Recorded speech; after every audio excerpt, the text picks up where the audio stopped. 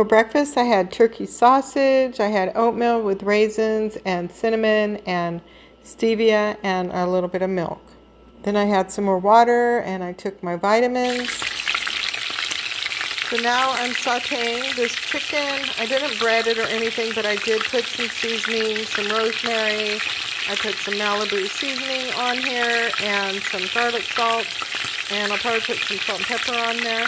And then I'm going to just brown it and then probably add some water to it and let it simmer for a little bit. So now I'm going to have some of these wild, I'm not sure how to say it, protein. There's 10 grams of protein in these chips and I really love them. I'm going to have the barbecue and I'm going to dip them into this cottage cheese. I love the combination, super good. I know it sounds weird, but it is super good. I actually eat this for a meal, but if you want to have a high protein snack or if you want to have it for a meal, it's super good. I love it. Next, I had my chicken that I made and some sweet potatoes, and that was it for the day. Thank you so much for watching. Bye.